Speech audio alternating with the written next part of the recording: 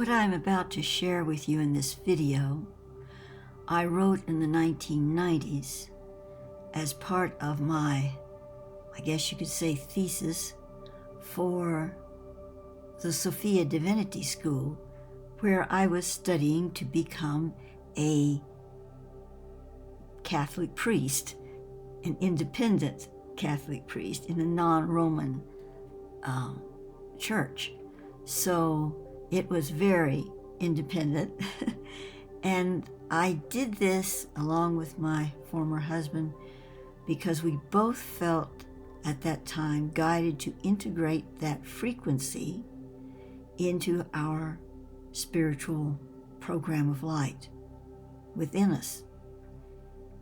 I'm still an ordained priest, and I'm under the Ascension Alliance, which again, even by the name, you would see is very independent. And so I wrote this treatise in regard to my studies in that divinity school. While this information focuses on the Akashic perspective of angels, it also includes some historical understanding about the mythic version and the Catholic version specifically of how angels were seen. So it is an interesting correlation between the two. And I chose to look at the aspects of that relationship in a positive way. With my art that I created for this video, I also chose to see them primarily as winged angelic beings, like we are used to seeing them portrayed. I did this because, well, I was guided to, for one thing, and also there is a spiritual connection to us with those images, at least I say us, with the greater public, and there certainly is for me as well.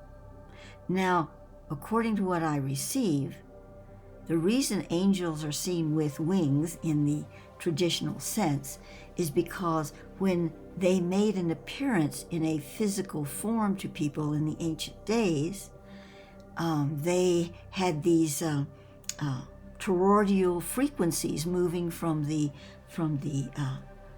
back, the spine, up around above the chakra of the head, and it fluctuated, so it looked like wings. So people in medieval times and in biblical times decided that those were wings. Now an angel, which is a spiritual force, can present itself any way it chooses. So perhaps after a time, and people expected to see angels with wings, they sometimes appeared with wings. I had my own experience in the 1970s of seeing an angel up close and personal. It was one night I was lying on my back in bed and I was sound asleep. I awoke suddenly, just feeling something, and because I was on my back, I looked straight up and I could see a being, I would say a man, standing directly behind my head. And this angel was giving me an energetic massage because I'm going to say, I'm not sure it was a male, but it sort of seemed that way, maybe an androgynous type, was moving his hands like he was playing a harp right above my third eye. Now he was standing, he was not bending over me, but if you look directly up from my third eye, from my forehead, his hands were moving like he was playing a harp, very slowly, and there was no harp there, at least it was not visible. You might say he was playing an air harp because there was nothing there but his hands moving. Now, the way the moonlight was shining in the window, he was largely in shadows. I could see his hands. I could see a part of his face dimly, but I could see some of his hair that was sort of shoulder length, or maybe not quite, about length to the chin, his blonde hair, I could see it tangled. This impressed me so because it was so real. Some of the little hairs that were coming down, sort of falling in front of the side of his face, the way the moonlight shone through it, you could see that there was a little tangle of hair there. And I went, oh my God, I'm really seeing this. He's really here. And I knew beyond a doubt that this was an angel. Now, I didn't see wings on him of any kind, but he was in shadow. So I don't know what was in the back part of his body. I was just seeing that front part. So now let us begin with the treatise that I wrote on angels those years ago. I begin by giving a definition of the Akasha and the Akashic record.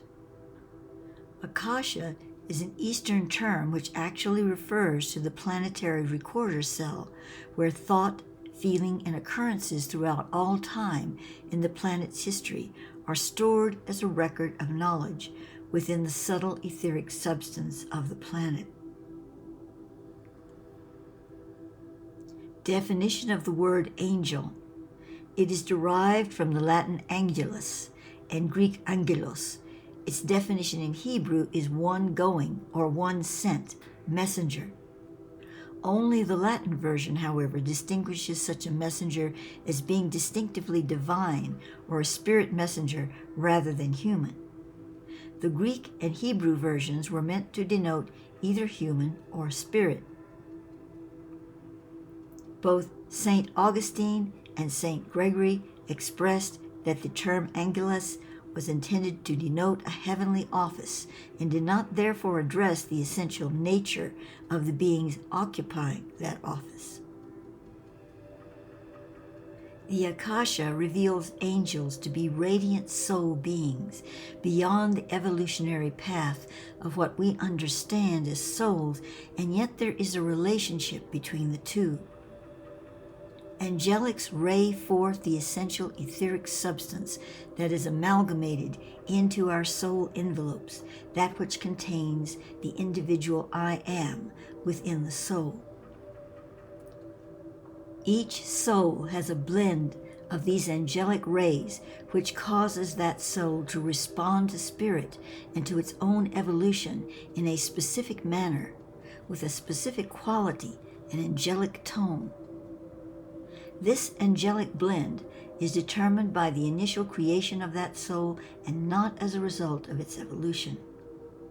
How the soul is able to communicate with its angelic rays is determined by the evolution of the soul. Means of communion with humanity.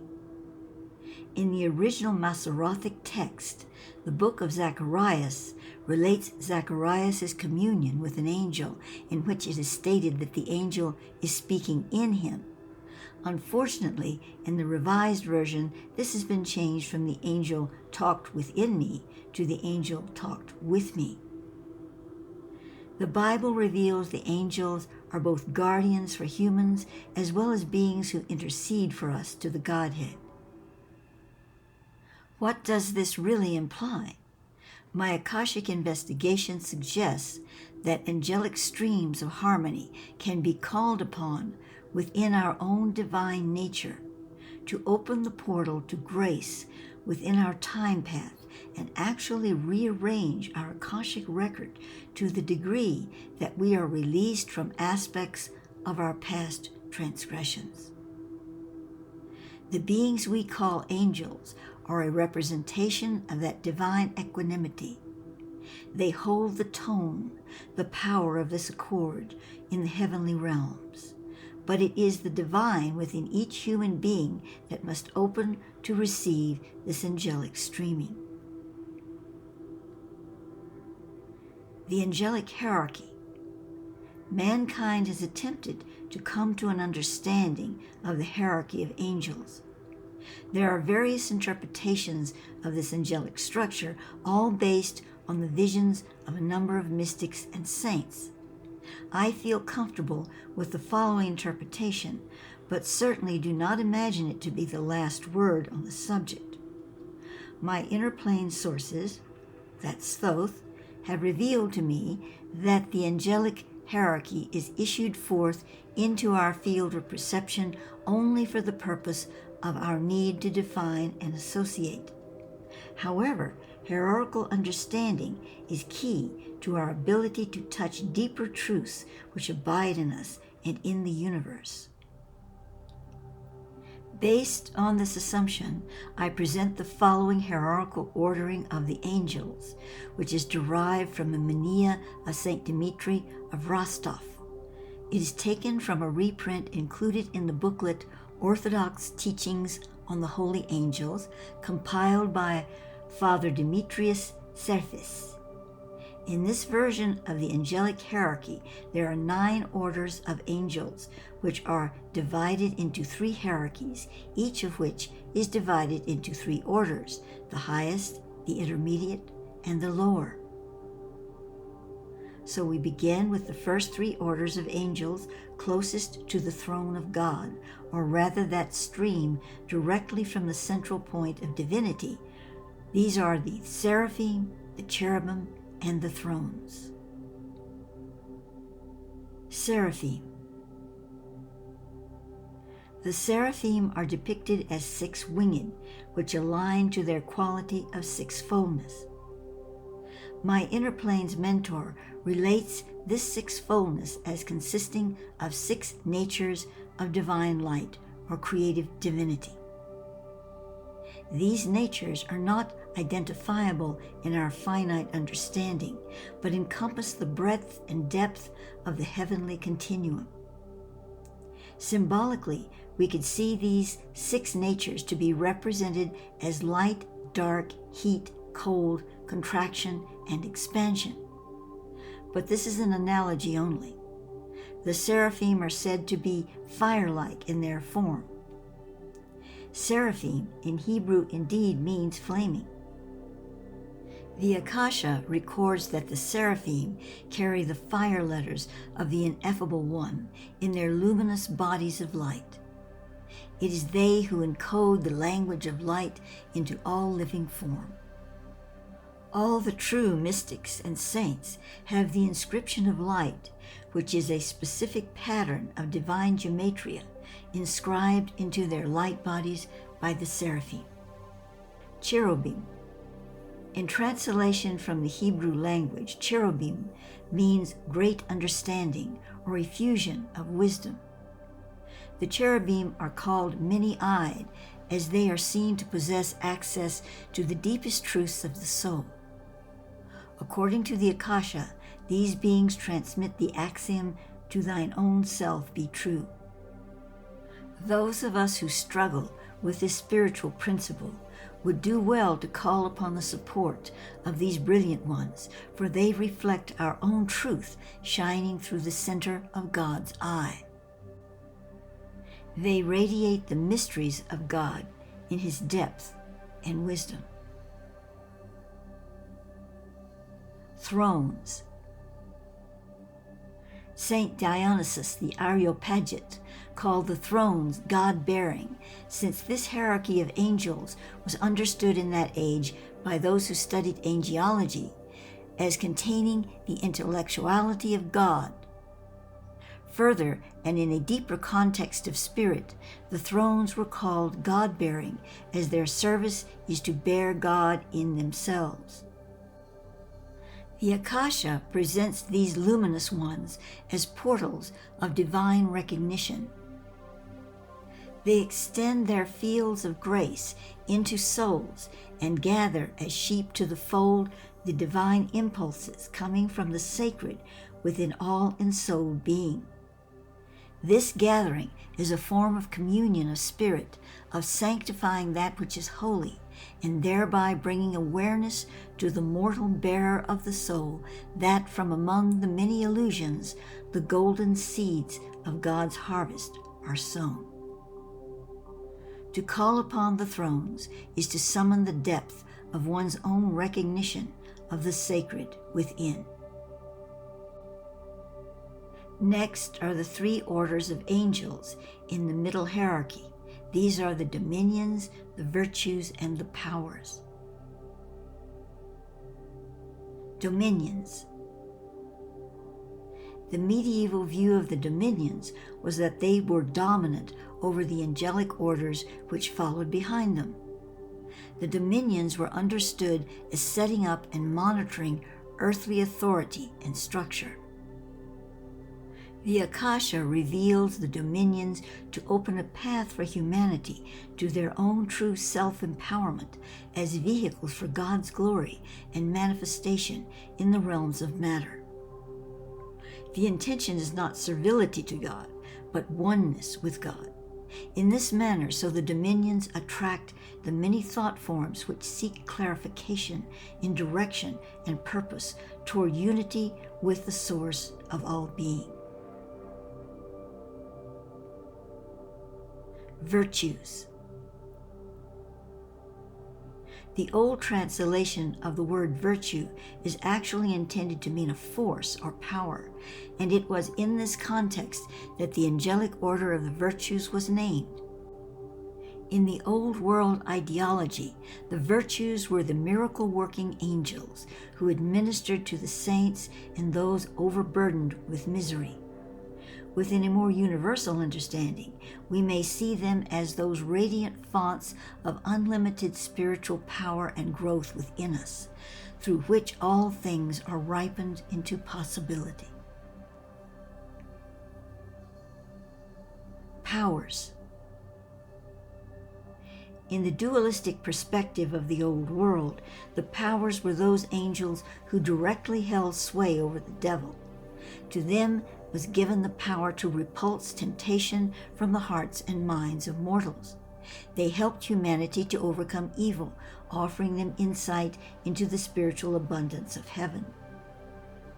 From a less polarized viewpoint, we may prefer to understand the angelic powers as a holy attribute of our own inner gnosis that is developed through the evolution of our souls. It is this gnosis that steers our course through the star of God's holy light, despite the occasional detours the illusions of life may offer us. The angelic ones who hold the tone, the harmonic of the powers, act as a guidepost to that power within us that can never be entirely vanquished. Now we move to the three orders of the lowest hierarchy, which are principalities, the archangels, and the angels. Principalities. Traditionally, the principalities are seen as having direction over the fulfillment of divine orders among the archangels and the angels. The spirit of the principalities is that which souls draw upon to assume true direction in high office, whether it be in service of one's country or other forms of administration, either secular or non-secular. The Akashic record of the principalities is a service to the divine balance of the universe. All things which proceed in order and perfect timing in accord with the Godhead are issued forth from the fulcrum of the principalities. Archangels. The archangels are the keepers of tradition, not as a limiting dogma, but as a remembrance which can offer insight into transformation from the point of origin into the future.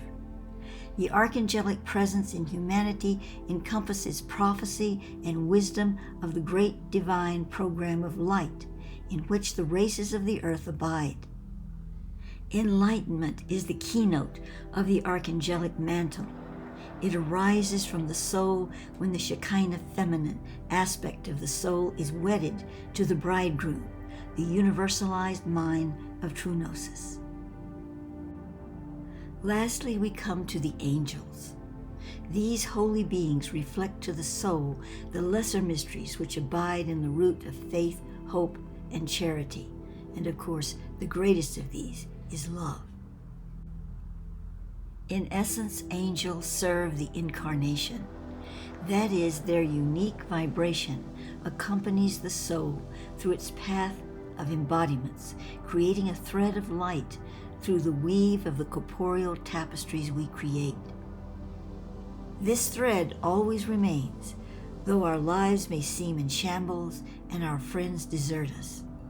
It is the recognition of the soul that it carries the divine root through all travail and tribulation. This concludes my treatise.